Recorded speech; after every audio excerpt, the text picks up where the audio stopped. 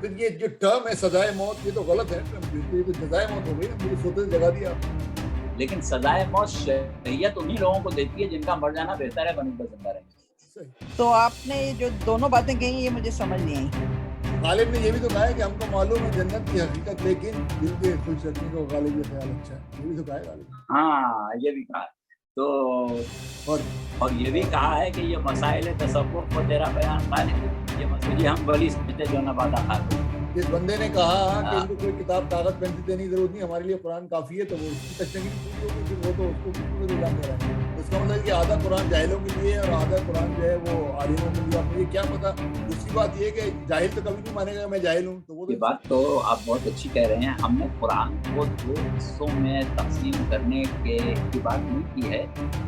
यानी मुसलमानों के ऊपर तो खलीफा एक से एक जाहिल बन गया। हाँ, एक असूल पैदा हो गया है, उसकी हम वजाहत कर। ठीक है, बहुत शुक्रिया, बहुत अच्छे से आपने समझाया। सवाल है तो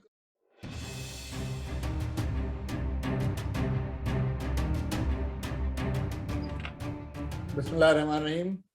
ख़वातीन हज़रात, मेरा नाम मोहम्मद अकबर है और बाबुल इल्म एजुकेशन सोसाइटी वैंकूवर कनाडा की जानिब से आपकी खिदमत में एक तवील वक्फे के बाद फिर हाजिर हैं। अल्हम्दुलिल्लाह अल्लाह ने हमें तौफीक दी कि इन प्रोग्रामों का सिलसिला दोबारा शुरू करें।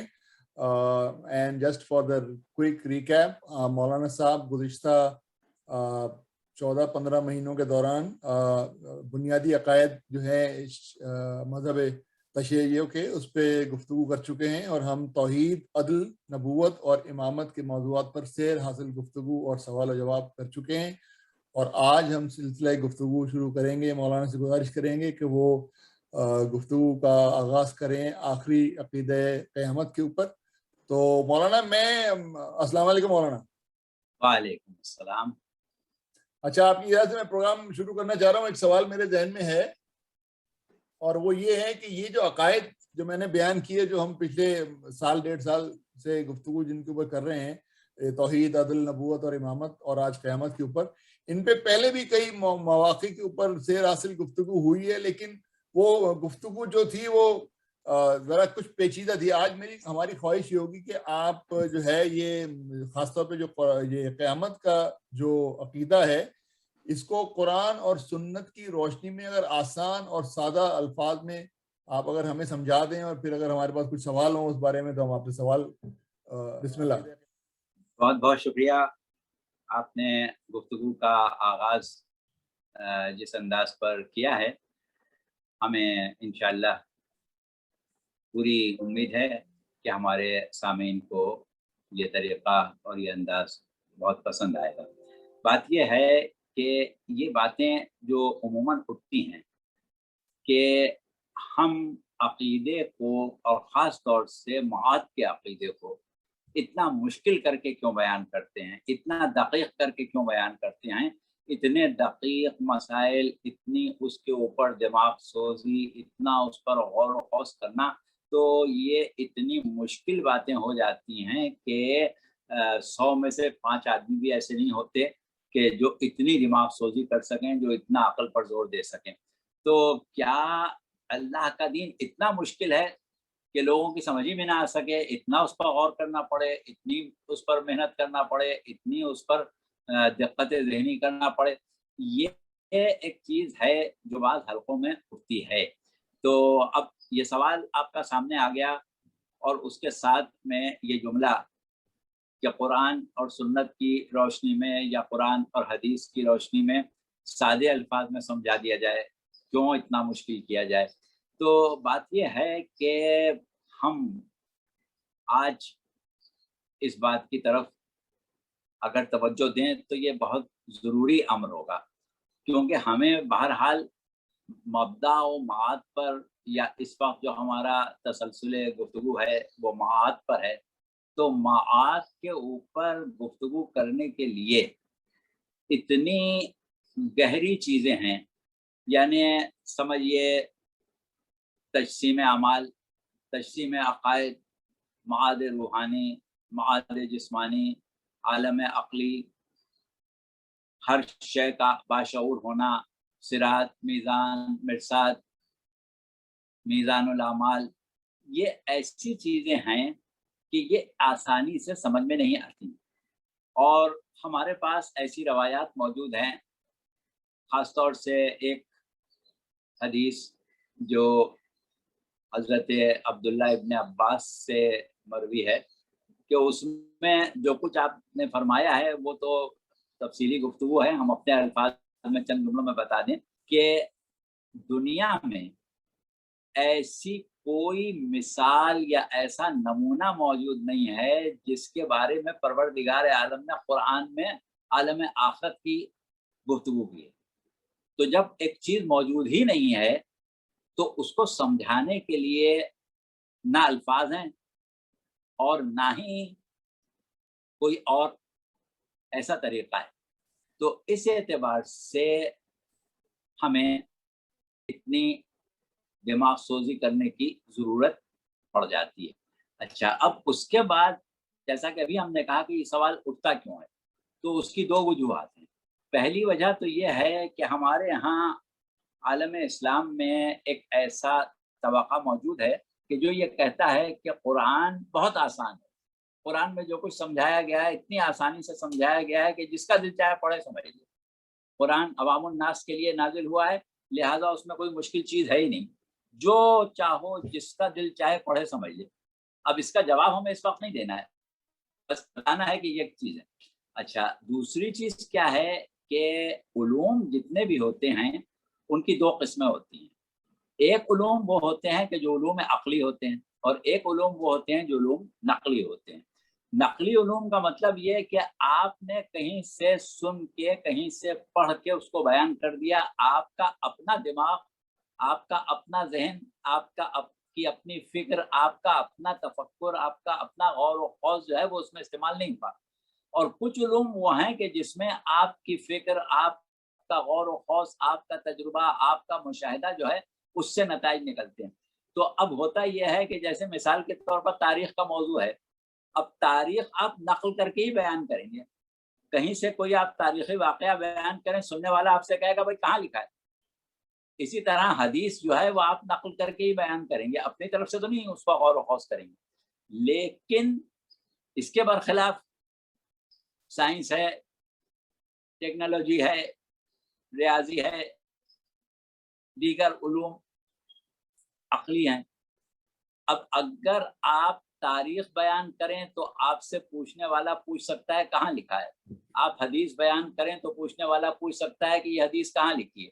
لیکن اگر نیوٹن اپنے قوانین حرکت بیان کرے، یا نیوٹن یہ کہے کہ صاحب زمین جو ہے وہ چیزوں کو اپنی طرف کھینچتی ہے، تو آپ اس سے پوچھیں گے کہاں لکھا ہے؟ ظاہر ہے کہ کہیں نہیں لکھا ہے۔ تو یہ وہ چیزیں ہیں کہ جو عقل سے اخذ ہوتی ہیں۔ تو علوم عقلی اور علوم نقلی دو الگ الگ چیزیں ہیں۔ اب ہمارے وہ ماہرین علوم کے جو ماہر علوم نقلی ہیں، وہ اس بات کا اعتراض اٹھاتے ہیں کہ بھائی اتنا مشکل کیوں کر رہے ہو، بس جو لکھا ہے جیسے لکھا ہے ویسے مان۔ تو اس وجہ سے یہ چیزیں سامنے آتی ہیں۔ تو اب اس کا اگر ہم جواب دیں اور اس کے بعد قرآن اور آیات قرآن کے ساتھ کچھ احادیث کو شامل کر کے ہم اپنے عقائد عالم آخرت اور خاص طور سے قیامت اور قیامت کے جو بھی معاملات ہمارے سامنے آتے ہیں، جیسے صراط ہے، جیسے میزان ہے، جیسے تجسیم اعمال ہے، جیسے تجسیم عقائد ہے، جیسے ہاتھ پیروں کا گواہی دینا ہے، جیسے اعمال کا تولا جانا ہے، جیسا حساب کتاب ہونا ہے، جیسے منزل لقاء رب ہے، تو ان چیزوں کو ہم قرآن سے لے کے کیسے ثابت کریں گے، اس کے اوپر بھی ہم انشاءاللہ بات کرتے ہیں۔ تو اگر اس گفتگو کو ہم بہت گہرائی کے ساتھ کریں، وسعت کے ساتھ کریں، تو کئی نشستیں چاہیے۔ اس لیے ہم بہت کم وقت میں، کم الفاظ میں، اور صرف ان لوگوں کو سامنے رکھتے ہوئے کہ جن کی طرف سے اس قسم کے خیالات اور ایسے سوالات ابھرتے ہیں۔ تو دیکھیے، اب ہم نے اپنی گفتگو کا تعارف کرا دیا، اب ہم مختصر جواب دے رہے ہیں۔ پہلے ہم مختصر جواب دیں گے، اور مختصر جواب دینے کے بعد ہم قرآن کی ان آیتوں پر آئیں گے کہ جس میں قیامت کا ذکر ہے، اور پھر یہ سمجھائیں گے کہ قیامت کا ذکر قرآن کی آیتوں میں آسانی سے سمجھایا گیا یا مشکل ہے، اور مشکل ہے تو کس کے لیے مشکل ہے، کس کے لیے آسان ہے۔ تو دیکھیے، پہلی چیز ہم یہ کہتے ہیں کہ قرآن جو ہے وہ نہ تو بہت سمجھدار، بہت صاحبان غور و خوض، بہت بہترین حافظہ، بہت بہترین صلاحیت افہام و تفہیم اور فہم و فراست رکھنے والوں کے لیے نازل ہوا ہے، نہ قرآن احمقوں کے لیے نازل ہوا ہے، نہ قرآن کم عقلوں کے لیے نازل ہوا ہے، نہ قرآن جاہلوں کے لیے نازل ہوا ہے، نہ قرآن عالموں کے لیے نازل ہوا ہے، نہ قرآن صوفیہ کے لیے نازل ہوا ہے، نہ قرآن فلسفیوں کے لیے نازل ہوا ہے، نہ قرآن علوم طبیعت اور خلائق دنیا کے علوم رکھنے والوں کے لیے نازل ہوا ہے، نہ قرآن صرف علوم مابعد الطبیعت رکھنے والوں کے لیے نازل ہوا ہے۔ کہنے کا مقصد یہ کہ قرآن کو جس طرح سے نازل کیا گیا ہے وہ ایک ایسا معجزہ اور ایک ایسا ناقابل فہم اسلوب ہے کہ جس کے اوپر انسان جتنا بھی غور کرے اور جتنا بھی سوچے، سوائے پروردگار عالم کی ایک خاص قدرت اور اس کی حکمت کا جو پہلو نظر آتا ہے، اس کی داد دیے بغیر نہیں رہ سکتا۔ دیکھیے، قرآن جب نازل ہوا آج سے 1400 سال پہلے، تو اس وقت قرآن کی افادیت اس طرح تھی کہ جبکہ وہ علوم جو آج دریافت ہو چکے ہیں اس وقت نہیں تھے، لیکن اس وقت انسانی معاشرہ خواہ کسی طبقے کا ہو، بلکہ انسان کیا، قرآن تو انسانوں اور جنوں دونوں کے لیے نازل ہوا۔ تو اب آپ دیکھیں کہ عرب کا غیر مہذب معاشرہ، عرب کا جاہل معاشرہ، اس کے لیے بھی قرآن رہنمائی تھا، ان کے سامنے آیتیں پڑھی جاتی تھیں، ان کے اوپر بھی اس کا اثر ہوتا تھا۔ پھر عجم کا ترقی یافتہ معاشرہ، مہذب معاشرہ، تعلیم یافتہ معاشرہ، اس کے لیے بھی قرآن ہدایت تھا۔ افریقہ یا حبشہ کے عیسائی معاشرے کے لیے وہاں بھی قرآن رہنما تھا۔ آپ قرآن کو لے کے یونان، روم کے انتہائی تعلیم یافتہ طبقات میں چلے جائیں، وہاں بھی قرآن رہنمائی کرے گا۔ آپ ہندوستان کے ان معاشروں میں کہ جہاں مختلف قسم کی تعلیمات الہامی اور غیر الہامی لوگوں کے ذہنوں میں سرایت کیے ہوئے تھیں، گوتم بدھ کی روحانی تعلیمات ہو یا رام چندر کی دیو مالائی تصورات ہوں یا دیگر مذاہب کے اپنے رنگ ہوں، لیکن جب قرآن سے رہنمائی کی بات آئے گی تو کوئی طبقہ ایسا نہیں تھا کہ جو قرآن سے رہنمائی حاصل کرنے کی کسی قسم کی کوئی گنجائش نہ دیکھتا ہو۔ پھر اس کے بعد زمانہ بڑھتا گیا، آگے بڑھتا گیا، صدیاں آگے بڑھتی گئیں، ہر صدی میں علوم ترقی کرتے رہے، لیکن قرآن ہمیشہ رہنما رہا۔ اور آج جب صورتحال یہ ہو گئی ہے کہ دنیا 20ویں صدی عیسوی میں یا 15ویں صدی ہجری میں پہنچ گئی ہے اور علوم و فنون اپنے کمال کے اوپر پہنچ گئے ہیں، تو بھی قرآن پیچھے نہیں۔ یعنی ہم یہ کہہ سکتے ہیں کہ قرآن ایک ایسی انسائکلوپیڈیا ہے جو کبھی فرسودہ ہوتی نہیں، ہمیشہ قرآن جو ہے وہ رہنمائی کے لیے آمادہ ہے اور آمادہ رہے گا۔ تو اب ایسا قرآن کہ جو ہمیشہ رہنمائی کر سکے، اس کی جو اسلوب کی صورت ہے، کس طرح گفتگو کرے گا، کس طرح سمجھائے گا، یہ ایک خاص سوچنے کی بات ہے۔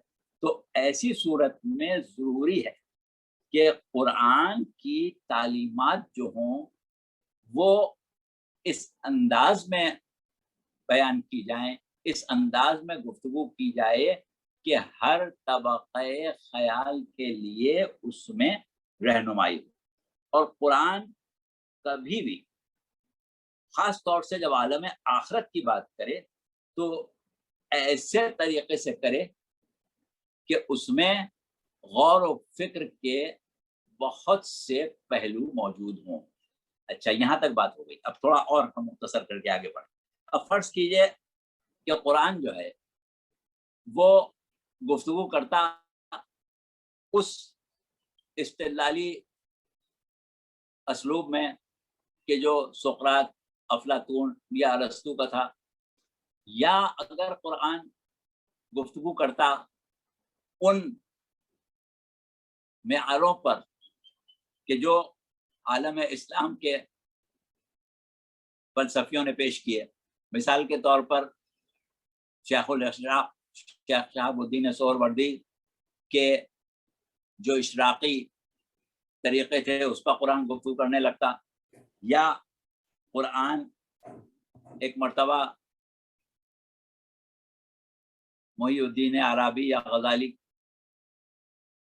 کی استدلالی انداز کے اوپر آ جاتا، یا قرآن اہل تصوف کے ان طریقوں پر آ جاتا کہ جس کے طریقے سے وہ قرآن کو سمجھنے کی بات کرتے ہیں، یا قرآن ابو علی سینا اور بڑے بڑے فلسفی مثلا نصیر الدین توسی یا ملا صدرہ کی حکمت مطالعہ کے انداز پر گفتگو کرنا شروع کر دیتا، تو اتنا مشکل ہو جاتا کہ کسی کی سمجھ میں نہیں آتا، اور عالم آخرت کے مسائل الجھ کے رہ جاتے، کوئی قرآن کو پڑھتا ہی نہیں، یا پڑھتا تو ناقابل قبول کتاب سمجھتا۔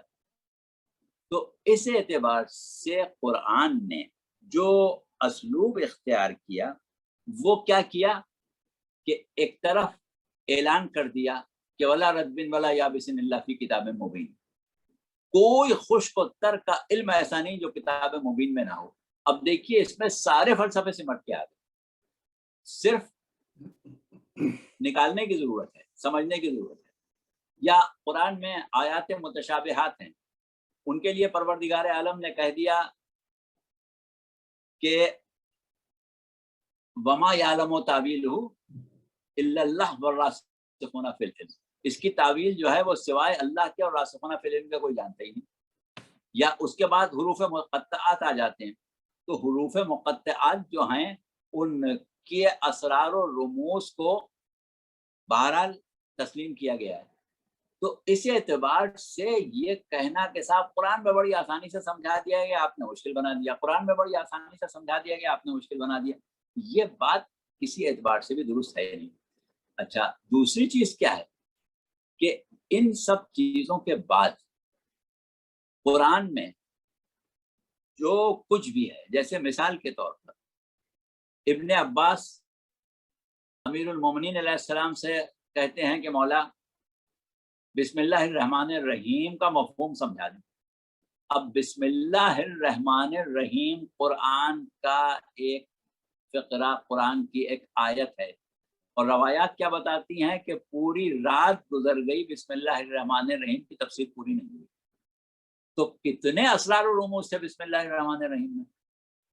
اسی طرح ایک قول ہمیں ملتا ہے امام سجاد علیہ السلام کا کہ جس میں آپ نے فرمایا کہ پروردگار عالم یہ جانتا تھا کہ آخر زمانے میں بڑی باریک بینی رکھنے والے عقلیں پیدا ہوں گی، بڑے صاحبان عقل، بڑے فہم و فراست رکھنے والے، بڑا غور و خوض کرنے والے، بڑے تجربات و مشاہدات کرنے والے لوگ پیدا ہوں گے، اور ان کو ویسی ہی تعلیم چاہیے ہوگی جیسی ان کی عقل ہے، اس سے نیچے کے معیار پر نہیں آئیں گے۔ یہ ہم اپنے الفاظ میں کہہ رہے ہیں، بہرحال حدیث کے بے مفہوم کو سمجھا رہے ہیں۔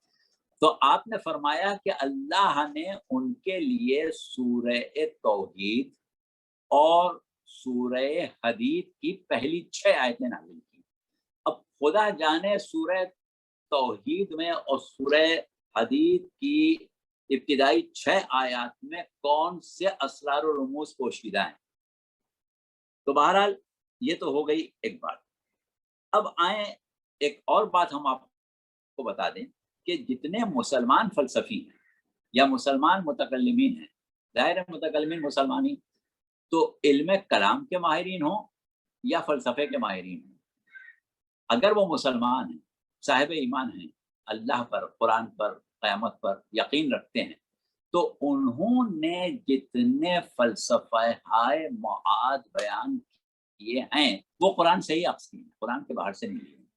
اب یہاں تک بات ہو گئی، اب ہم آپ کو یہ بتائیں، بلکہ کچھ آیتوں کے بجائیں، اور یہ دیکھیں کہ قرآن میں قیامت کا تذکرہ ہے کس طریقے سے، اور قرآن نے قیامت کا تصور کیا دیا ہے۔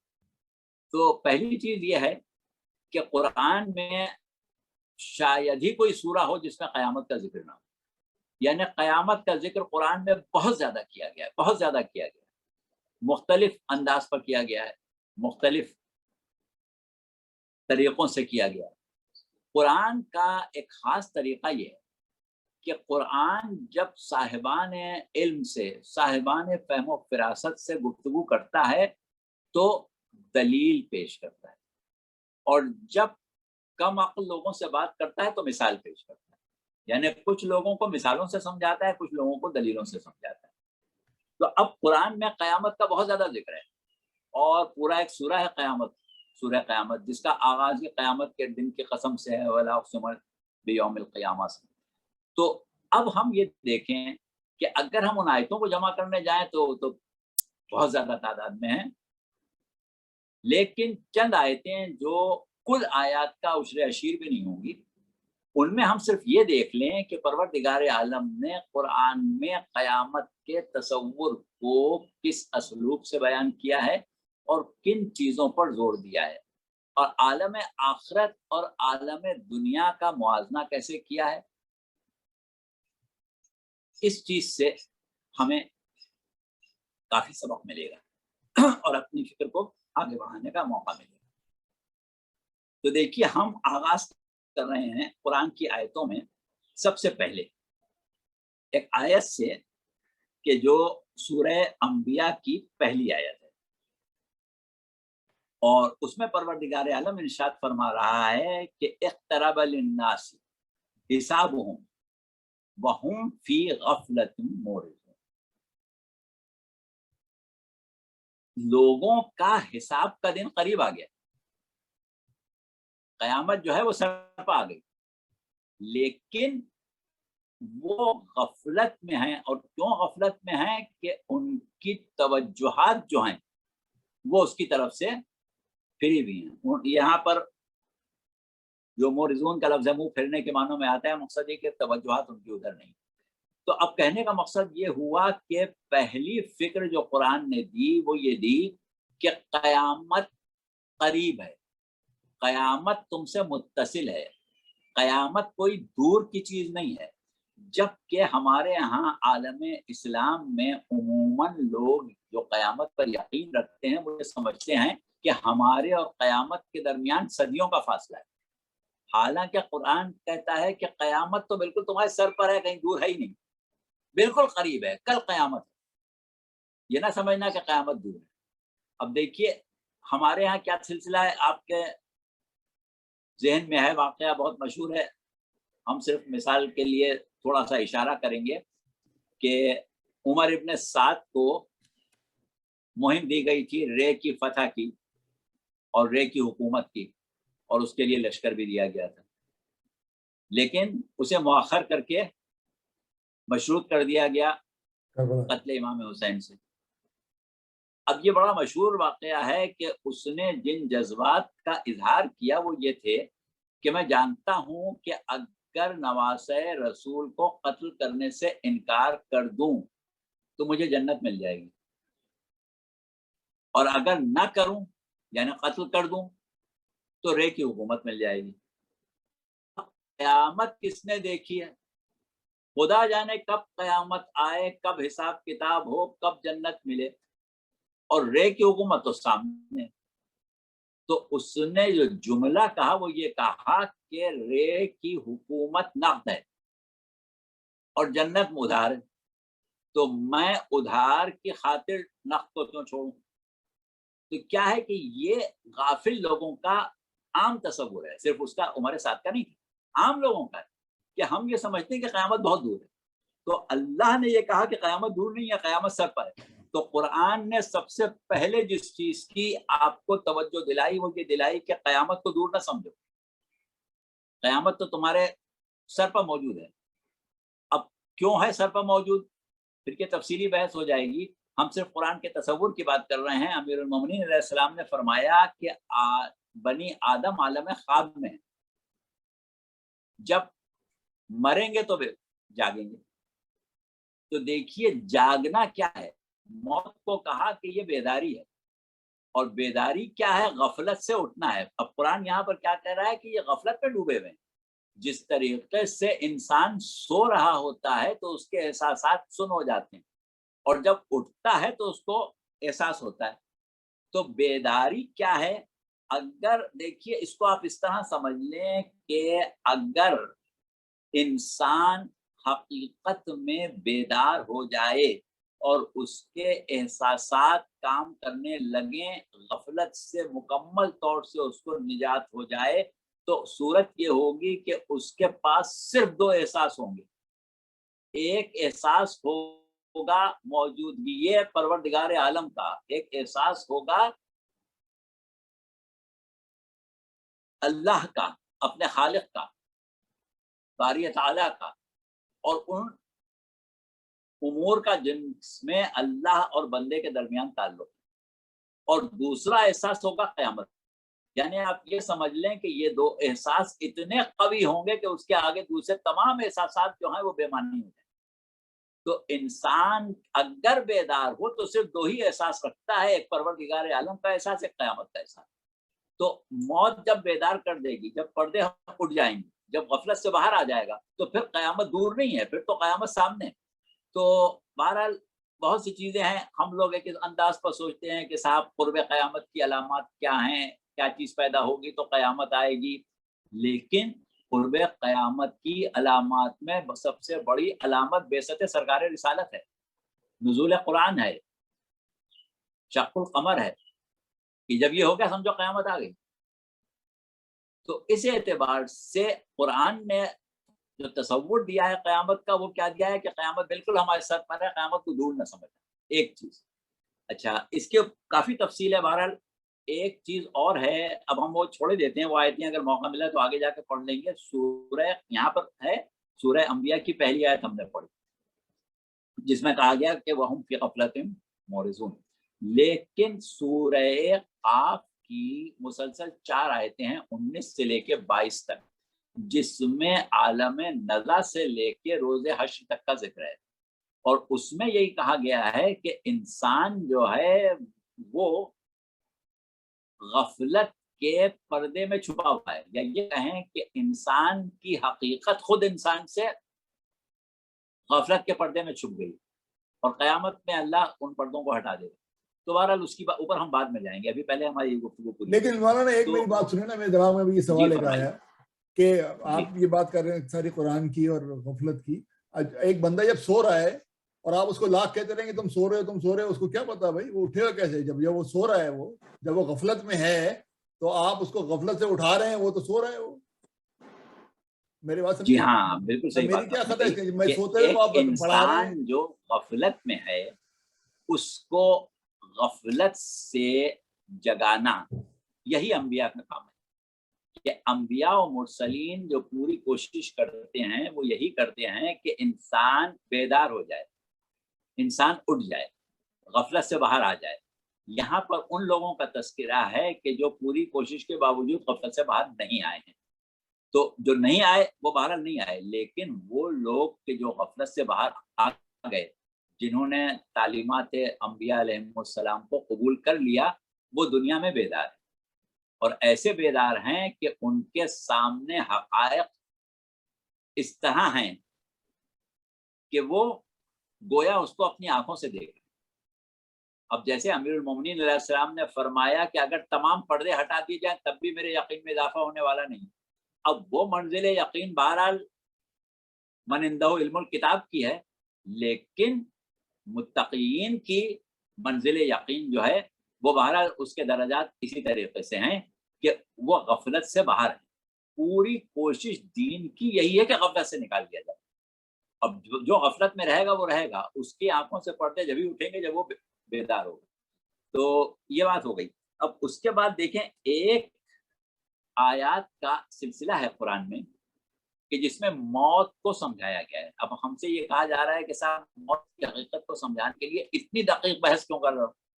تو ہم یہ دیکھیں کہ قرآن کیا کرے گا، اور قرآن سے عقائد نظریات کس طرح اخذ کرنے والوں نے اخذ کیے. یہ نہیں کہ قرآن بالکل سادے طریقے سمجھا کے ختم کر دیا. قرآن نے تو سمجھایا، سادے طریقے سے سمجھایا، لیکن ایسے سادے طریقے سے سمجھایا کہ جس کے سمجھنے کے لیے غور و خوض کی ضرورت ہے. جیسے ابھی ہم نے مثال دی کہ بسم اللہ الرحمن الرحیم کی تفسیر پوری رات ختم نہیں ہوئی. تو اب دیکھیے ہم آیات کچھ وہ ہیں کہ جس میں صورتحال یہ ہے کہ اس کی ابتدا کل نفس ذائقۃ الموت سے ہو رہی ہے. ابتدا ہو رہی ہے کل نفس ذائقۃ الموت سے. یہ ایک آیت نہیں ہے، کئی آیتیں ہیں. سورہ آل عمران کی ہم پڑھیں گے، سورہ عنکبوت میں بھی ہے، اور بھی کہ جہاں پر کل نفس ذائقۃ الموت سے بات شروع ہو. اچھا کچھ آیتیں ایسی ہیں جن میں ایک چیز مشترک ہے، یعنی گفتگو جب ختم ہوئی ہے تو وہ اس جملے پر ختم ہوئی ہے کہ وہ مل حیات الدنیا الا متاع الغرور، کہ یہ دنیا کی زندگی کیا ہے، یہ تو سوائے دھوکے کے اس میں کچھ بھی نہیں رکھا ہے. اچھا اب ان آیتوں پر اگر آپ غور کریں، ہم ایسا کرتے ہیں کہ ایک آیت کا انتخاب کیے لیتے ہیں کہ جس میں دونوں باتیں، یعنی شروع بھی کل نفس ذائقۃ الموت سے ہو اور ختم بھی ومل حیات الدنیا الا متاع الغرور کے اوپر ہو. سورہ آل عمران 185 آیت. اب وہاں پروردگار عالم نے گفتگو یہیں سے شروع کی کہ کل نفس ذائقۃ الموت. اب یہ غور کرنے کی بات ہے، اب یہ دماغ سوزی کی بات ہے. اگر قرآن اتنا سادہ ہوتا کہ جو پڑھو سمجھ میں آ جائے تو پھر یہ غور کرنے کی دعوت دینا. تم غور کیوں نہیں کرتے، تم سوچتے کیوں نہیں، تم عقل سے کام کیوں نہیں لیتے، کیا تمہاری عقل میں قفل پڑے ہوئے ہیں، تم تعقل کیوں نہیں کرتے، تم فکر کیوں نہیں کرتے، یہ سب کہنے کی ضرورت کیا ہے؟ ظاہر ہے کہ اگر فکر کرنے کی چیزیں نہیں ہیں تو فکر کیوں کرائے گا قرآن. تو بہرحال اب کیا ہوا کہ وہاں کہا گیا کہ کل نفس ذائقۃ الموت، ہر نفس موت کے ان امور کا احساس کرے گا جو اس پر سے گزرنے والی. اب دیکھیے آیت کی ابتدا جتنی بھی آیتیں ہیں اس میں پہلا جملہ ہے کل نفس ذائقۃ الموت. ہر شخص کو موت کا ذائقہ چکھنا ہے، یعنی ہر شخص جو ہے وہ کیفیت موت سے گزرنے والا ہے. تو جب ہر نفس کیفیت موت سے گزرنے والا ہے تو وہ جو عالم انسانیت کا تصور ہے کہ موت عدم حیات ہے، اس تصور کی نفی قرآن نے کر دی، مکمل طور سے نفی کر دی. اور اس کے بعد جو قرآن نے آگے بات کی وہ کیا کی کہ جتنے بھی امور ہیں وہ موت کے بعد ہیں. اب جو آیت ہم پڑھ رہے ہیں اس میں پروردگار عالم نے کل نفس ذائقۃ الموت کے بعد کہا کہ وہ انما توفون اجورکم یوم القیامہ، اور بے شک تمہارے اعمال کا اجر جو ہے وہ تمہیں قیامت میں پورا پورا ملے گا. توفون کا لفظ استعمال ہوا ہے، یہ توفیق کا لفظ عربی میں ہے. اس کا معنی یہ ہے کہ کسی چیز کو مکمل طور سے قبضے میں لے لینا، مکمل طور سے حاصل کر لینا. اب دیکھیے قرآن پڑھنے والے، قرآن پر تدبر کرنے والے یہاں یہ کہتے ہیں کہ اللہ نے یہ کہا کہ قیامت میں تم کو تمہارے اعمال کا، تمہارے افعال کا پورا پورا اجر ملے گا. تو کیا اس سے نتیجہ نکالا جاتا ہے کہ قیامت سے پہلے ملے گا لیکن پورا نہیں ہوگا؟ دنیا میں بھی مل سکتا ہے. جیسے دنیا میں صورتحال کیا ہوتی ہے کہ اگر ایک شخص صلہ رحمی کرتا ہے تو اس کی عمر بڑھ جاتی ہے، کوئی شخص قطع رحمی کرتا ہے اس کی عمر کم ہو جاتی ہے، مکافات عمل دنیا میں ہے، اسی طریقے سے برزخ میں سزا و جزا ہے، لیکن پوری نہیں ہے، پوری سزا و جزا جو ہے وہ قیامت میں. اور کب ہے؟ جب موت کا ذائقہ چکھ چکا. پھر اس کے بعد کیا کہا کہ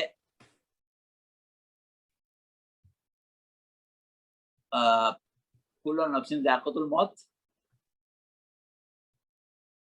وانما توفون اجورکم یوم القیامہ فمن زحزح عن النار وادخل الجنہ فقد فاز. جس نے نجات حاصل کر لی جہنم سے اور جنت میں داخل ہوا، یقیناً وہ کامیاب. اب دیکھیے یہاں نکات نکالنے کی بات کر رہے ہیں. ضروری نہیں ہے کہ جس نقطے کو ہم نکالیں وہ حرف آخر ہو اور ہمارا عقیدہ ہو.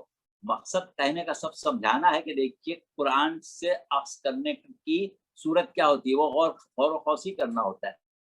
اب اللہ کہہ رہا ہے کہ وہ لوگ کہ جنہوں نے دوزخ سے اپنے آپ کو بچا لیا اور جنت میں داخل ہو گئے، وہ کامیاب ہوئے.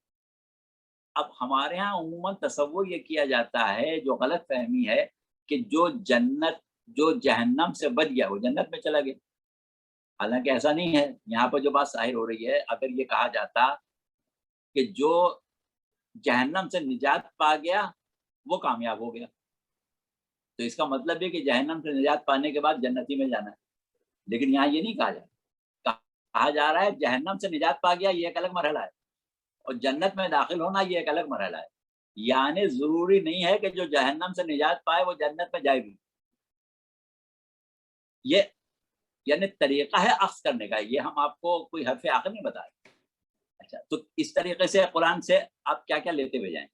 اچھا، اب اس کے بعد قرآن کیا کہہ رہا ہے کہ وہ مل حیات الدنیا الا متاع الغرور. دنیا کی زندگی ہے کیا؟ یہ تو سوائے دھوکے کے کچھ بھی نہیں ہے. دنیا کی زندگی صرف دھوکا ہے. تو اب دیکھیے تسلسل کو دیکھیں. بات کہاں سے شروع ہوئی تھی کہ موت کی کیفیت سے دو چار ہو گئے. پورا اجر جو ہے وہ قیامت میں ملنا ہے، اور اگر جہنم سے نجات حاصل کر لی اور جنت میں داخل ہو گئے تو کامیاب ہوئے.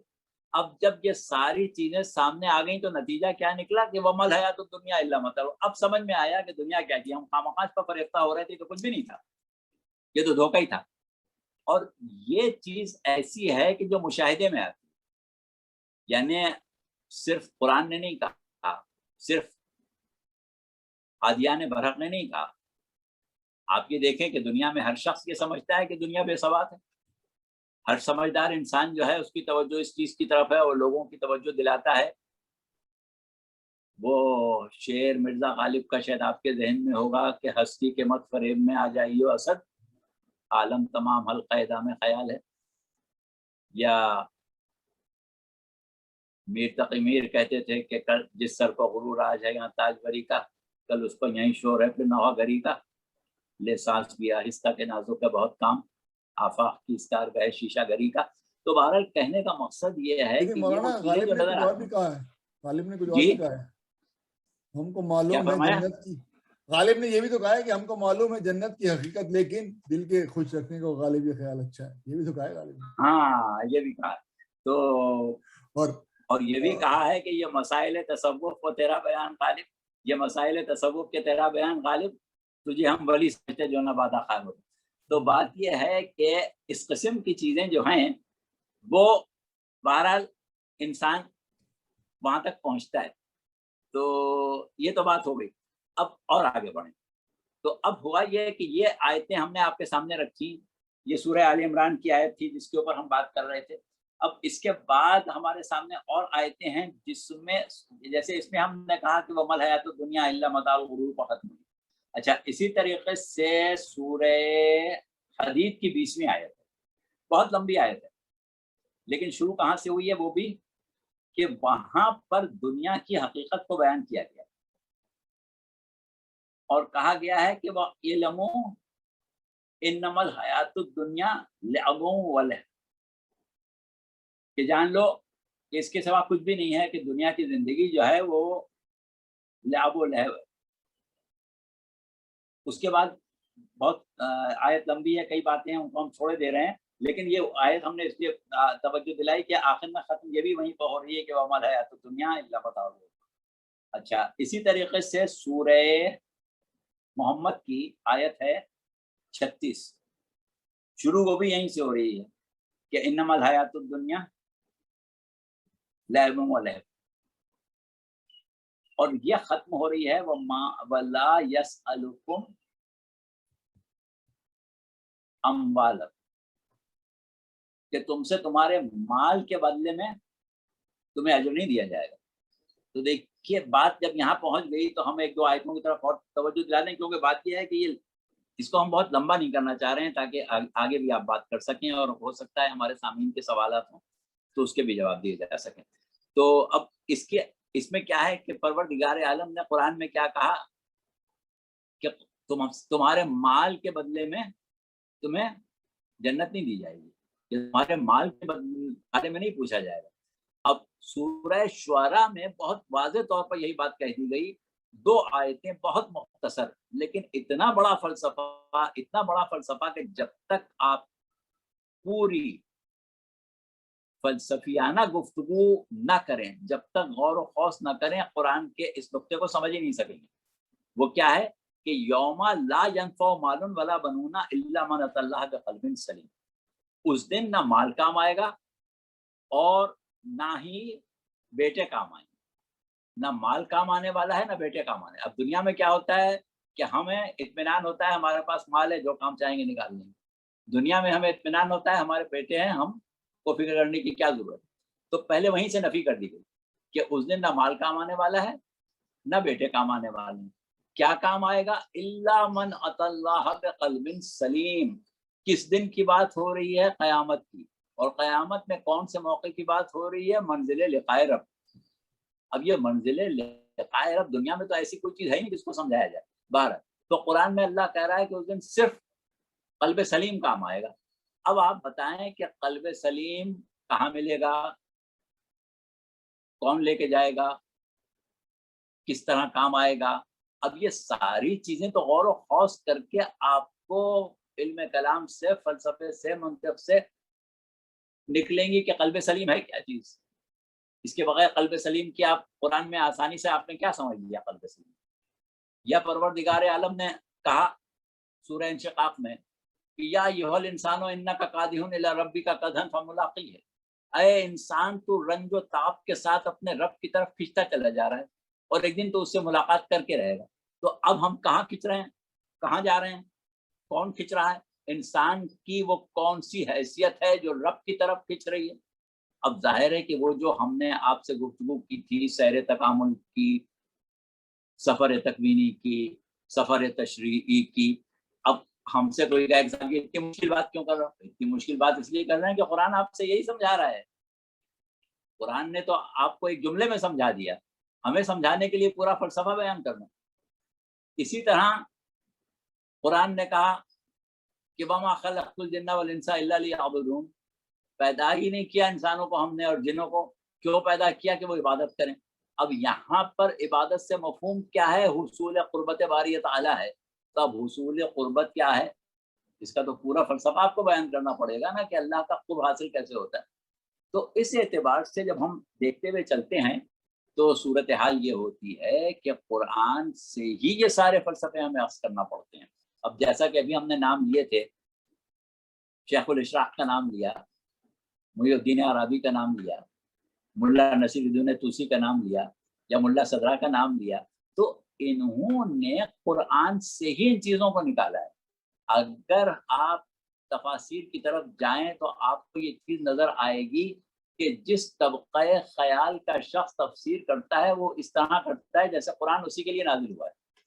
جیسے مثال کے طور پر اگر آپ صوفیوں کی تفسیر دیکھیں تو ایسا لگے گا کہ انہوں نے اتنی باطنی بات کی، اتنی تصوف کے مسائل بیان کیے، قرآن سے اخذ کیے، ایسا لگتا ہے کہ جیسے وہ صوفیوں کے لیے نازل ہوا تھا۔ تو قرآن پر جتنا آپ غور و خوض کرنے کی صلاحیت رکھتے ہیں، قرآن میں یہ استعداد موجود ہے کہ آپ اس پر اتنا غور کریں. تو اس اعتبار سے ہم جو کچھ بیان کر رہے ہیں وہ ایک لحاظ سے قرآن سے ہی بیان کر رہے ہیں. تو یہ آپ کے سوال کا ایک مختصر جواب ہو گیا. اب آپ کوئی دوسرا سوال لوگوں کے پاس ہے یا آپ کے پاس ہے تو اس کو کر لیں. اور وہ بات ابھی رہ گئی جو ہم نے 4 آیتوں کی بات کی تھی سورہ قاف کی، وہ ابھی ہم فی الحال چھوڑے دیتے ہیں کیونکہ پھر گفتگو لمبی ہو جائے گی اس کے اوپر.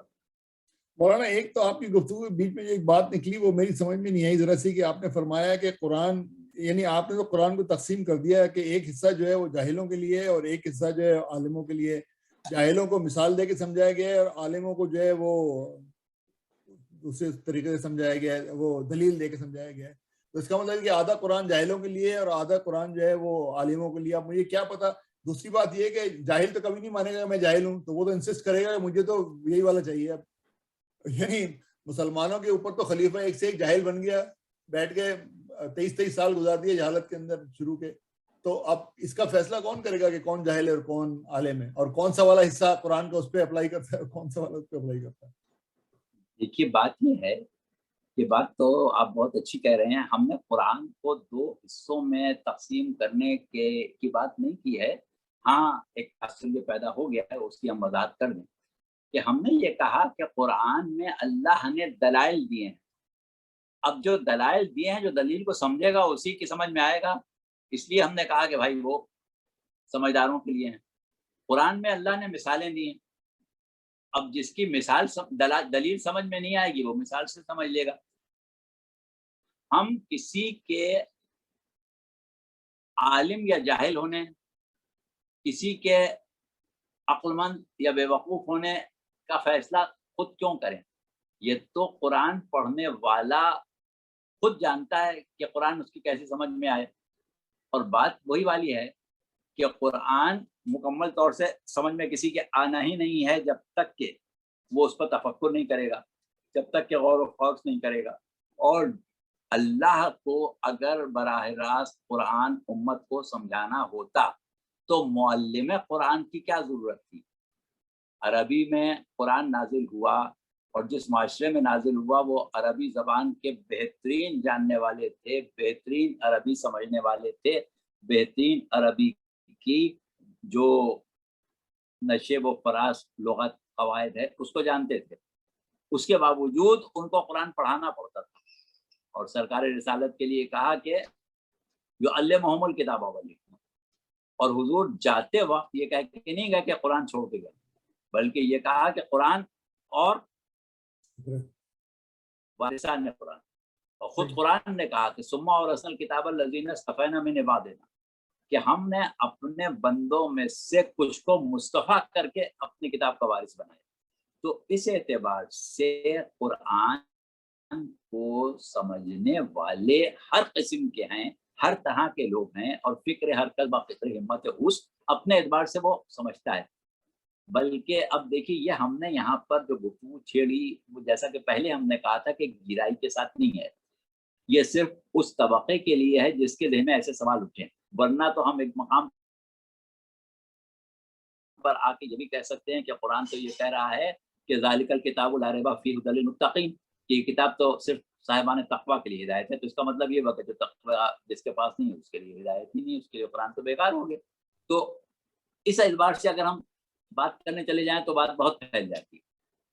لیکن یہ اپنی جگہ طے ہے کہ قرآن ایک ایسا اسلوب رکھتا ہے کہ غور کرنے والے، فکر کرنے والے جتنا غور کرنا چاہیں، جتنی گہری فکر کرنا چاہیں، جتنی گہرائی میں اترنا چاہیں، قرآن پیچھے نہیں ہٹتا. اور سطحی طور پر کوئی سمجھنا چاہے تو ٹھیک ہے، جتنی اس کی عقل ہے اتنا ہی سمجھے گا، اس سے زیادہ تو کوئی سمجھا ہی نہیں سکتا. لیکن قرآن اپنی جگہ ایک ایسی چیز ہے کہ ہر تشنگی کو دور کرنے کے لیے آمادہ ہے. صحیح ہے. تو جن صاحب نے کہا کہ ہمارے لیے قرآن کوئی چیز ہے تو آپ کوئی کاغذ پینسل دینے کی ضرورت نہیں، قرآن کافی ہے، تو اس جی کی تشنگی بھی دور ہو گئی نا پھر. جس بندے نے کہا کہ ان کو کوئی کتاب کاغذ پینسل دینے کی ضرورت نہیں, ہمارے لیے قرآن کافی ہے, تو وہ اس کی تشنگی بھی پوری ہو گئی, پھر وہ تو اس کو کیوں مورد الزام ٹھہرائیں پھر؟ ہاں, اگر کسی نے کہا کہ ہمارے لیے قرآن کافی ہے تو کہہ تو دیا وہی طور پر اپنا مقصد حاصل کرنے کے لیے, لیکن اس کے بعد جب ضرورت پڑی تو سہارا حدیث کا لیا. صحیح. اچھا, زرین کا ہاتھ اٹھا ہوا, جی فرمائیے میڈم. جی زرین کا سوال ہے. السلام علیکم مولانا صاحب. وعلیکم السلام. اچھا, آپ نے یہ کہا ابھی کہ جو لوگ مطلب جن کے جو ان کے سامنے سے پردے اتر گئے تو وہ دو چیزیں ہی سمجھ پاتے ہیں اور اس کی ریالٹی کو دیکھتے ہیں. ایک تو اپنی اللہ کی نشانیاں اور ان کی ریلیشن شپ وتھ اللہ, ٹھیک ہے نا, جو میں سمجھی ہوں, میں اپنے لفظوں میں بتا رہی ہوں. اور دوسری چیز جو ان کو سمجھ آ جاتی ہے وہ ہے قیامت کی حقیقت. تو پہلا جو ایسپیکٹ ہے کہ بھائی لوگ اللہ کی نشانیاں, اللہ کی قدرت اور بہت سی چیزیں وہ تو سمجھ جاتے ہیں کافی لوگ, لیکن دوسری طرف وہ جو قیامت کی حقیقت ہے وہ اور جو قیامت کا نقشہ ہے وہ تو لوگوں کو نظر نہیں آ رہا ہے. تو وہ کس طرح سمجھیں؟ مطلب ایک ایسپیکٹ تو سمجھ آ رہا ہے کہ ہاں یہ آسان ہے, لوگ سمجھ پاتے ہیں, لیکن جو قیامت کے جو ایکچوئل کہ پہاڑ اڑ جائیں گے اور ایک نقشہ کھینچا گیا ہے وہ تو ہمارے سامنے نہیں ہے. تو آپ نے جو دونوں باتیں کہی یہ مجھے سمجھ نہیں آئی. ٹھیک ہے, دیکھیے بات یہ ہے, ابھی ہم نے یہی کہا کہ بلکہ حدیث بھی بیان کی کہ قرآن میں جو کچھ بھی قیامت کو سمجھانے کے لیے کہا گیا ہے وہ ان الفاظ میں کہا گیا ہے جن الفاظ سے لوگ مانوس تھے. یہ بات ہم نے پہلے بھی کہی تھی ایک دفعہ شاید کسی موقع پر, کہ کوئی بھی زبان جو ہوتی ہے اس کی لغت میں وہی الفاظ ہوتے ہیں جن چیزوں سے ان لوگوں کا واسطہ پڑتا ہے.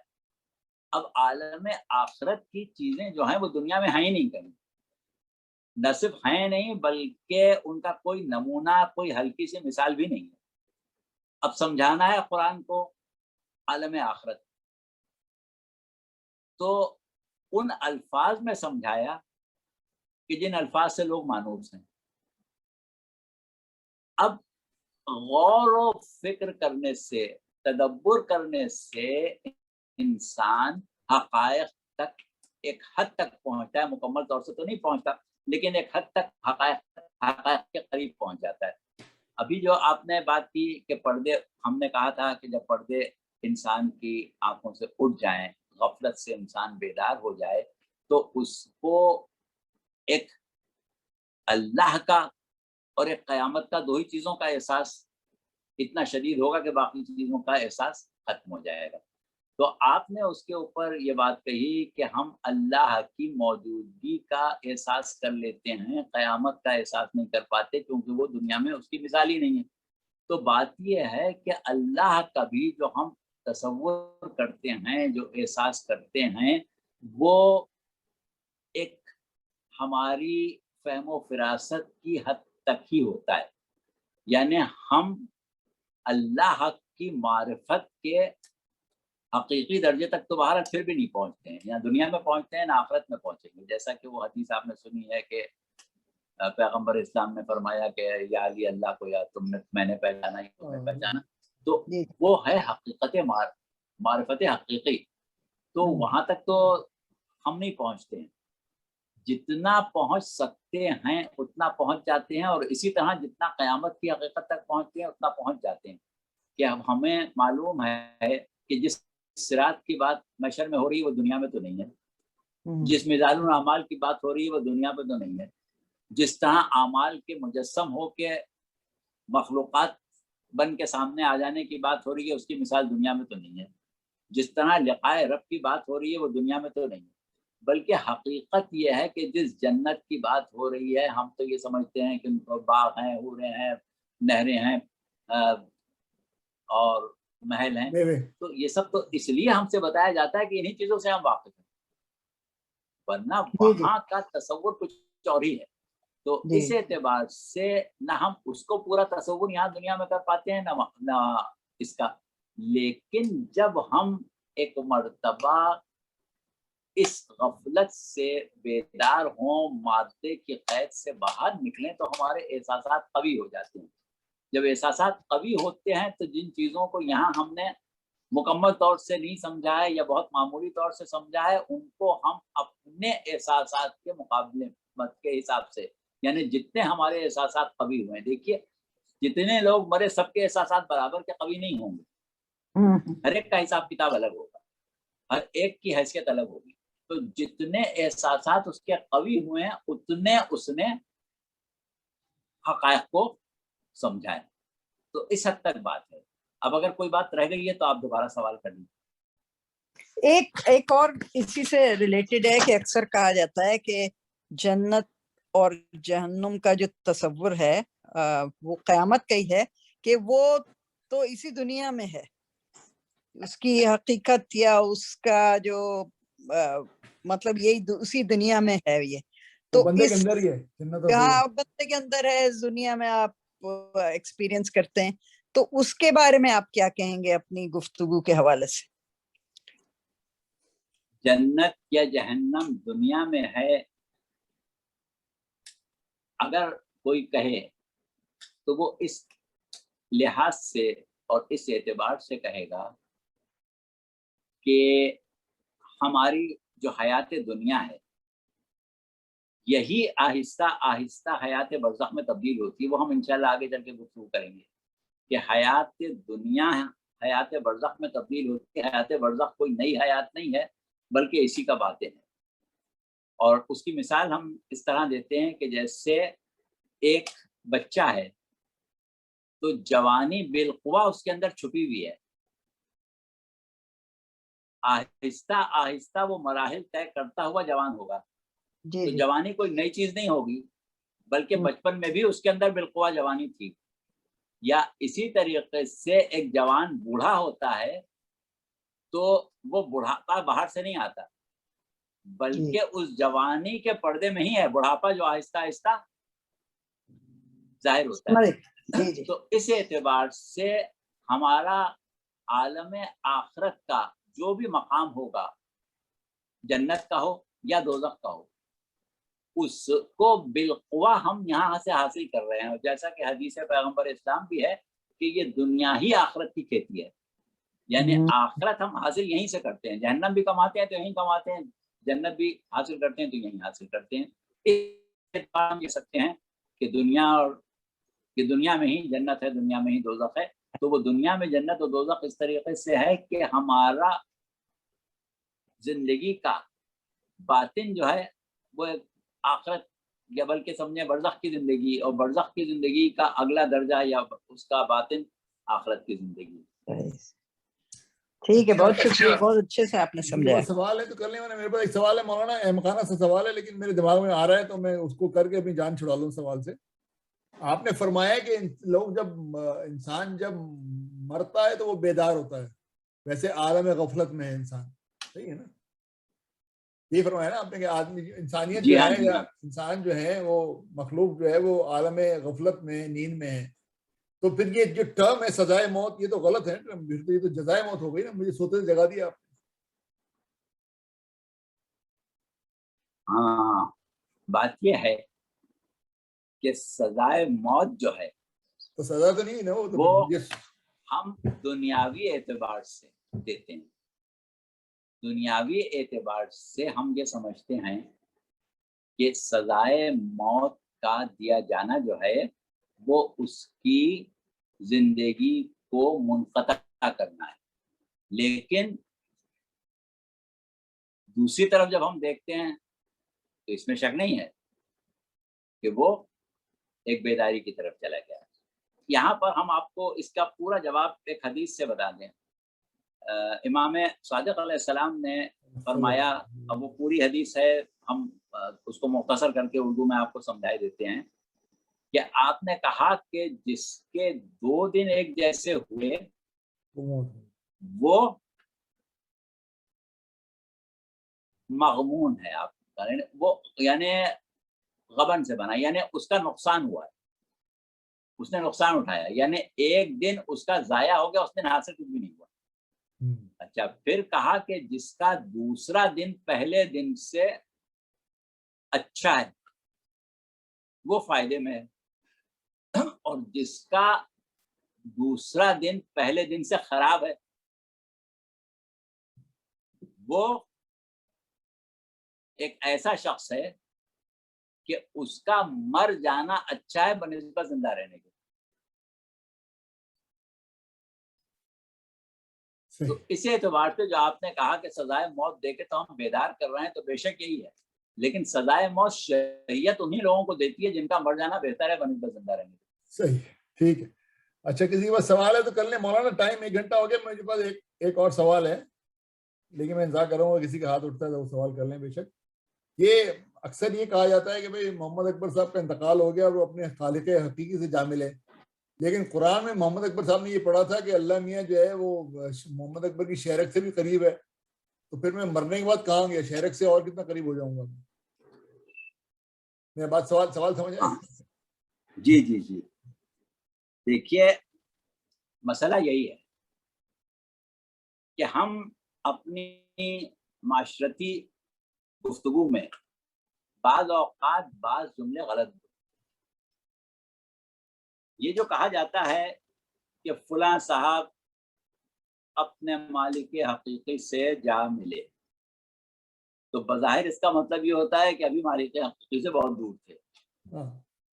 اچھا اب یہ جو آپ نے بات کی، یہ آیت سورہ قاف کی اقرب من حبل الورید والی جو کہ اللہ لوگوں سے اتنا قریب ہے کہ ان کی رگ حیات سے زیادہ قریب ہے۔ اچھا یہ وہ آیت ہے کہ جس سے استدلال کرتے ہیں وہ لوگ کہ جو اللہ اور بندے کے درمیان توسل کے قائل نہیں، تو وہ یہی کہتے ہیں کہ صاحب دیکھیں آپ کسی کو وسیلہ کیوں بنا رہے ہیں جب اللہ خود آپ کی رگ گلو سے قریب ہے، اللہ خود رگ حیات سے قریب ہے، تو وسیلے کی کیا ضرورت؟ اور لوگ قائل ہو جاتے ہیں کہ ہاں بھائی بات تو بڑی پتے کی کہی، لیکن یہاں پر انسان یہ بھول جاتا ہے کہ اگر آپ ہم سے قریب ہیں تو کیا ضروری ہے کہ ہم بھی آپ سے قریب ہیں؟ دیکھیے ایک ہوتا ہے قرب مکانی، جگہ کے اعتبار سے قریب ہونا۔ اگر قرب مکانی کی بات کی جا رہی ہو تو اگر ڈاکٹر صاحب ہمارے قریب ہیں تو ہم بھی ڈاکٹر صاحب کے قریب ہیں، وہ بھی ہمارے پلو میں لگے بیٹھے ہیں، ہم بھی پلو میں بیٹھے ہیں، تو نہ ہم ان سے، وہ ہم سے قریب ہیں تو اس کا مطلب ہم بھی ان سے قریب ہیں۔ لیکن پروردگار عالم کو ہم لا مکان سمجھتے ہیں، یعنی اس کے لیے مکان نہیں ہے، جگہ نہیں ہے۔ تو جب اللہ کے لیے مکان نہیں ہے تو اس کے ساتھ قرب مکانی کا بھی کوئی سوال نہیں پیدا ہوتا، اور جب قرب مکانی کا سوال نہیں پیدا ہوتا تو اللہ کا قرب جو ہے وہ قرب معنوی ہے، نہ کہ قرب مکانی ہے۔ اور قرب معنوی یک طرفہ بھی ہو سکتا ہے، یعنی ہو سکتا ہے کہ آپ کو ہم سے بہت زیادہ لگا ہو، یا ہم کو آپ سے بہت زیادہ لگا ہو، آپ کو ہم سے نہ ہو، تو ہم آپ کے قریب ہیں، ہم ہمارے قریب تو نہیں ہے۔ تو یہ سمجھنا کہ اللہ قریب ہے تو بندے بھی قریب ہیں، یہ تو بالکل ہی احمقانہ بات ہے۔ اللہ اپنے قدرت سے، اللہ اپنے علم سے، اللہ اپنی ربوبیت سے، اللہ اپنی قیومیت سے، اللہ اپنی وجودیت سے بندوں کے قریب ہے، لیکن بندے غفلت کی وجہ سے، بندے لاپرواہی کی وجہ سے، بندے لاؤبالی پن کی وجہ سے، بندے دنیا میں مشغولیت کی وجہ سے اللہ سے بہت دور ہے۔ اللہ قریب ہے، بندے قریب نہیں ہیں۔ تو اللہ نے ہادیان برحق اسی لیے بھیجے کہ بندوں کو اللہ کے قریب کرے، لہٰذا ان کا وسیلے کے بغیر بندے اللہ سے قریب کیسے ہوں گے؟ اگر انبیاء نہیں آتے تو لوگ اللہ کو کیسے پہچانتے؟ تو اس اعتبار سے یہ استدلال غلط ہے۔ اچھا تو سوال، وہ جو میرا سوال تھا اس کو ذرا کنکلوڈ کر لیں کہ اس کا مطلب تو یہ کہ یہ کہنا کہ فلاں صاحب جو ہے اپنے خالق حقیقی سے جا ملے، یہ تو ذرا سی ان کی توہین ہو گئی نا، کیونکہ آپ نے کیسے فیصلہ کر لیا کہ وہ خالق حقیقی سے نہیں ملے ہوئے تھے پہلے؟ ہاں بالکل صحیح آپ نے کہا۔ بات یہ ہے کہ یہ جملہ جو ہے یہ صرف اس کے لیے صحیح ہے کہ جو دنیا میں اللہ سے قریب تھا، اور جو دنیا میں جتنا زیادہ اللہ سے قریب تھا آخرت میں بارگاہ خدا بندی میں ویسا ہی اس کا مقام ہے. جیسے انا اکرمکم عند اللہ اتقاکم، جو دنیا نہ متقی ہے بارگاہ خدا بندی میں اتنا ہی اس کا عظیم مرتبہ ہے، اتنا ہی وہ مکرم ہے. تو جتنا مکرم ہوگا اتنا بارگاہ خدا بندی میں اس کا وہ شخص جو دنیا میں اللہ سے دور ہے وہ مر کے اور زیادہ دور ہو جائے گا، کوئی قریب نہیں ہوگا، نہ خالق حقیقی سے ملے گا. اب دیکھیے جیسے سورہ فجر میں کہا کہ شہادت کے وقت آواز دی جا رہی ہے، کیا کہا جا رہا ہے؟ ہم یہ کہہ رہے تھے کہ وہ آیت پڑھ رہے تھے سورہ آل عمران کی کہ جس میں پروردگار عالم کہہ رہا ہے کہ وَلَا تَحْسَبَنَّ الَّذِينَ قُتِلُوا فِي سَبِيلِ اللَّهِ بل احیاء عند ربہم یرزقون، وہ اپنے رب کے پاس رزق حاصل کر رہے ہیں. تو یہ وہ قرب ہے کہ جو دنیا میں ایک طریقے کا، ایک حیثیت کا تھا، اور مرنے کے بعد اس قرب میں ایک اور کیفیت، لیکن جو کہ اس کے بالکل برخلاف ہے. جیسے سورہ نوح میں حضرت نوح کی امت کی قوم کے بارے میں کہا گیا کہ اغرقوا فادخلوا نار، وہ غرق کیے گئے اور آگ میں داخل کر دیے گئے. اب غرق کیے گئے پانی میں آگ کہاں سے آ گئی؟ تو بات کیا ہے کہ پانی میں غرق پھونکنے سے ان کی موت واقع ہوئی، اور جب موت واقع ہوئی تو عالم برزخ میں پہنچ گئے، عالم برزخ میں آگ ان کا انتظار کر رہی. تو جو نافرمان لوگ ہیں، خواہ وہ کافر ہوں، خواہ منافق ہوں، خواہ وہ فاسق و فاجر ہوں، تو ان کی صورت کیا ہے کہ وہ مرنے کے بعد اللہ سے اور دور ہو جاتے ہیں. کہ دنیا میں تو پھر بھی اللہ نے مہلت دی ہوئی ہے، بلکہ آپ نے یہ پیغمبر اسلام نے کی حدیث سنی ہوگی کہ مومن کے لیے دنیا قید خانہ ہے اور کافر کے لیے آخرت. تو اب وہ حدیث کے الفاظ تو الگ ہیں، ہم مقصد کہنے کا یہ کہ مومن کے لیے دنیا اچھی جگہ نہیں ہے، آخرت اچھی جگہ ہے. دنیا کے بارے میں امیر المومنین علیہ السلام نے اپنے مختلف اقوال میں، مختلف خطبات میں بہت کچھ کہا ہے دنیا کی بے ثباتی کے لیے، دنیا کی حیثیت کے لیے، دنیا کی حقیقت کے لیے. آپ کے جو کلامات قصار ہیں نہج البلاغہ میں، اس میں 3 دفعہ طلاق دیے دنیا کو، 3 دفعہ طلاق دیے. ہاں، اس میں آپ نے یہ کہا ہے کہ ایک جگہ جو 415 نمبر ہے کہ دنیا جو ہے وہ دھوکے باز ہے، دنیا نقصان رساں ہے، اور اللہ نے اپنے دوستوں کی جزا کے لیے بھی دنیا کو پسند نہیں کیا اور اپنے دشمنوں کی سزا کے لیے بھی دنیا کو پسند نہیں کیا. یعنی دنیا میں نہ یہ استطاعت ہے، اتنی استعداد نہیں ہے کہ سزا دی جا سکے، اور اتنی استعداد بھی نہیں ہے کہ جزا دی جا سکے. یا ایک جگہ آپ سے پوچھا گیا تھا دنیا کے بارے میں، تو آپ نے یہ فرمایا تھا کہ اس دنیا کی کیا تعریف کروں کہ جہاں کے مال حلال پر حساب دینا ہے اور مال حرام پر عذاب ہے. یعنی اگر ہم نے دنیا کا مال حلال سے کمایا تو وہاں حساب دینے کا ہونا پڑے گا، اور اگر حرام سے کمایا تو عذاب ہی ہوگا. تو اس اعتبار سے دنیا میں انسان اگر اللہ کا ہو کے جی رہا ہے تو بہت سے مسائل کے ساتھ جی رہا ہے، لیکن جب وہ وہاں جائے گا تو اللہ کا مہمان ہوگا اس طرح کہ ان تمام چیزوں سے آزاد ہو جائے گا. تو اس اعتبار سے خالق حقیقی سے بے شک وہ لوگ جا ملتے ہیں جو دنیا میں صاحبان تقویٰ ہیں، دنیا میں صاحبان معرفت ہیں، اور جتنے صاحبان معرفت جتنے زیادہ مقام تقویٰ میں بلند ہیں اتنا زیادہ ان کو قرب خداوندی نصیب ہوگا مرنے کے بعد.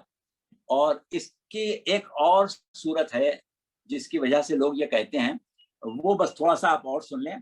سورہ زمر کی 42ویں آیت ہے کہ جس میں پروردگار عالم نے کہا ہے کہ اللہ یتوفی الانفس حین موتہا، کہ جب لوگوں نفسوں کی موت کا وقت ہوتا ہے. دیکھیے وہاں کہا تھا کل نفس ذائقۃ الموت، یہاں کہا کہ جب نفس کی موت کا وقت آتا ہے تو اللہ اس کو لے لیتا ہے. دیکھیے ہم نے وہ سورہ آل عمران کی جب آیت پڑھی تھی تو اس میں توفونا کا لفظ استعمال کیا تھا, پورا پورا لے لینا.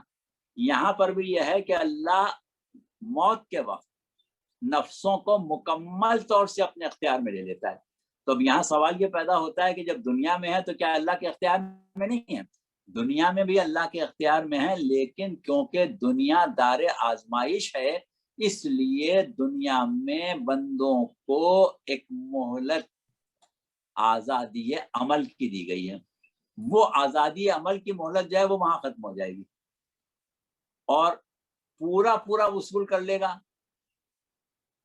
پورا پورا وصول کر لے گا کا مطلب کیا ہے کہ بھائی انسان کے دو اکائیوں پر ہمیں مشتمل نظر آتا ہے دنیا میں. ایک اس کا مادی وجود ہے اور ایک اس کی حقیقت وجود ہے. اب جب آدمی مرتا ہے تو وجود مادی یعنی مادی جسم جو ہے وہ تو یہیں رہ جاتا ہے. تو وہ کیا چیز ہے جو اللہ پوری پوری لے لیتا ہے؟ وہ پوری پوری اس کی حقیقت کو لے لیتا ہے. تو جب اللہ بندے کی وجود حقیقی کو مکمل طور سے اپنی تحویل میں لے لیتا ہے, اب تحویل میں لینے کے بعد اس کا کیا انجام ہوتا ہے وہ اس کے اعمال پر اور اس کے عقائد پر اور اس کے اخلاق پر ہے, لیکن چلا گیا وہ اللہ کی تحویل میں اس طرح کہ اس کا اختیار عمل ختم ہو گیا. اب اس کو آپ خالق حقیقی سے جا ملنا کہہ دیں تو ایک اور بات ہے. صحیح. تو بہرحال یہ ہے کہ مختصر جواب تو اتنا ہی ہے. اب اور آپ کو کچھ پوچھنا ہے تو اچھا ایک میں چھوٹی سی کلیریفیکیشن چاہ رہا ہوں, یہ کہ جو آپ نے فرمایا نا کہ حضرت علی نے کہا کہ دنیا اتنی خراب ہے, بری ہے اور یہ ہے وہ, تو دنیا سے مراد یہ درخت پہاڑ اور یہ بلڈنگ اور گاڑی کار تو نہیں ہے, لوگ ہی ہیں نا مطلب. ہم سمجھے نہیں. حضرت علی نے کہا نا کہ دنیا بہت بری جگہ ہے اور دنیا میں اگر کچھ اچھا کیا تو اس کا حساب دینا ہے, کچھ برا کیا تو اس کو عذاب لینا ہے. تو یہ اس سے دنیا سے مراد تو انسان ہے نا, دنیا سے مراد یہ درخت اور یہ پہاڑ اور یہ چرند و پرند تو نہیں ہے نا, دنیا کے انسانوں کا بیہیویئر کی بات ہے نا یہ. ہاں دیکھیے دنیا کی برائی, دنیا کا دھوکہ ہونا, دنیا کے امور کا ایک قسم سے ایک طریقے سے مذمت کے انداز میں دیکھا جانا, وہ ایک عمومی بات ہے. ورنہ حقیقت یہ ہے کہ اگر دنیا نہ ہوتی تو نہ انسان سیر تکامل کرتا. حضرت آدم دنیا میں اسی لیے آنے کی جلدی ان کو ہو گئی تھی کہ ان کو یہ اندازہ ہو گیا تھا کہ دنیا میں آ کے انسان وہ سیر تکامل کرتا ہے جو تقرب کے درجات کو بڑھاتا ہے. دنیا میں ہی رہ کے انسان عبادت کرتا ہے, دنیا ہی آخرت کی کھیتی ہے. دنیا کے لیے کہا گیا کہ دنیا عابدوں کے لیے مسجد ہے. یعنی اگر دنیا میں زندگی نہ گزارتا انسان تو اعلیٰ درجات حاصل کیسے کرتا؟ تو دنیا جو ہے وہ اس اعتبار سے بہت اچھی جگہ ہے کہ یہیں سے انسان اللہ کا تقرب حاصل کرتا ہے, یہیں سے انسان آخرت کی نعمتیں حاصل کرتا ہے, یہیں سے انسان اپنی نجات کے سامان مہیا کرتا ہے, یہیں سے توشہ آخرت لے کے جاتا ہے. اگر دنیا کی زندگی نہ ہوتی تو کچھ بھی نہ ملتا انسان کو. تو اس اعتبار سے دنیا کی زندگی بہت بڑی نعمت ہے. لیکن مسئلہ دنیا میں جو خرابی کا پیدا ہوا وہ یہ ہوا کہ پروردگار عالم نے بندوں کو جذبات, احساسات اور خواہشات دے کے دنیا میں بھیجا تھا, اور ہر خواہش, ہر طلب, ہر جذبے کے پیچھے حکمت تھی. کوئی جذبہ بیکار نہیں دیا تھا. جیسے آج ہم دنیا میں کہتے ہیں کہ حرص و ہوس تو بہت بری چیز ہے. تو حرص و ہوس بری چیز ہے تو کہاں سے آئی؟ اللہ نے تو پیدا کی ہے نا. تو بری کیوں ہو گئی؟ بری اس لیے ہو گئی کہ استعمال غلط کیا گیا. قناعت اچھی چیز ہے ہر جگہ. کہاں قناعت اچھی چیز ہے؟ بعض جگہ بری بھی ہے.